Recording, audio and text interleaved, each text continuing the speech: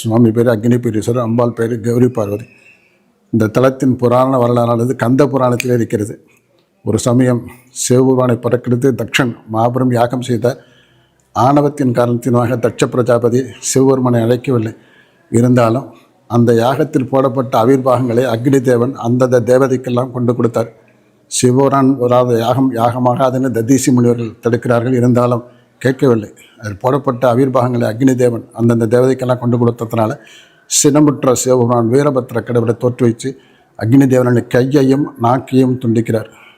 அக்னியருடைய கையும் நாக்கும் துண்டிக்கப்பட்டதுனால உலகமெங்கும் அந்தணர்கள் வேள்வி செய்ய முடியல. வேள்வியும் வேதமும் ஆனாய் போற்றி அப்படின்னு மணிக்கவாசல் பாதம் இருக்குது.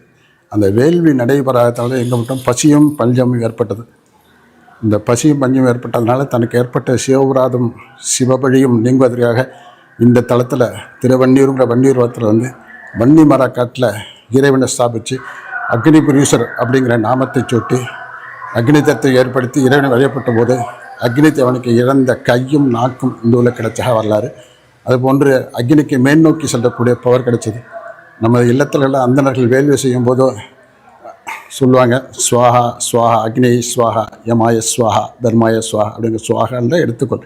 இந்த ஸ்வாகாங்கிற சக்தி அவரோட போனது மீண்டும் இந்த திருத்தலத்தில் இறைவனை வழிபட்ட போது ஸ்வாகாங்கிற சக்தி மீண்டும் அக்னி தேவன் கிடைச்சது.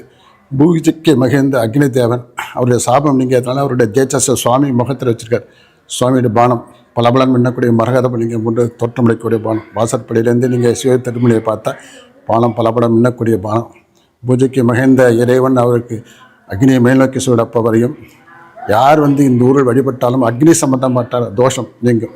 குறிப்பாக இந்த கலியுகத்தில் ப்ரெஷர் நோயால் அவதிப்படுபவர்கள் இறைவனுக்கு வழிபாடு பண்ணி அபிஷேகம் பண்ணி தயிர் சாதம் பண்ணி நெய்தம் பண்ணி அந்த தீர்த்தத்தை வாங்கி சாப்பிட்றாங்கன்னா உடல் சம்மந்தப்பட்ட எந்த நோயை நீங்கும் அப்படிங்கிறது புராண வரலாறு. அதுபோல் அம்பிகைக்கு தனியாக ஒரு திருவிழா இருக்குது. இந்த தலத்தில் இருக்கிற அம்பிகை படி கௌரி பார்வதி.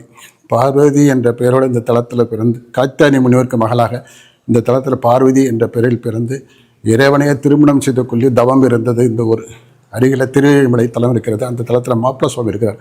மாப்பிள்ளை சாமிக்கு இது பெண் வீடு. ஒரு கல்யாணம்னா மாப்பிள்ளை வீடு பெண் வீடு இருக்கும் இல்லையா, அதுமாரி இது பெண் வீடு. ஒரு இந்த காலத்தில் 35 வயது கடந்தும் ஆண் பெண் இருபாளர்களுக்கு ஏதோ ஒரு காரணத்தினால திருமண தடை இருக்கும்போது இந்த ஊரில் இருக்கிற அம்பாளுக்கு மாலசக்தி வழிபாடு பண்ணிவிட்டு திருவேழிமலை இருக்கிற மாப்பிள்ளை சாமிக்கு மாலசக்தி வழிபடுறாங்கன்னா திருமண தடை நீங்கும். 35 வயது கடந்தும் திருமணம் நடக்கலைங்கிறவங்க இந்த ஊருக்கு அம்பாளுக்கு வழிபாடு பண்ணிவிட்டு மாப்பிள்ளை சாமி போட்டு வழிபடுறாங்கன்னா இந்த திருமண தடை நீங்கும்.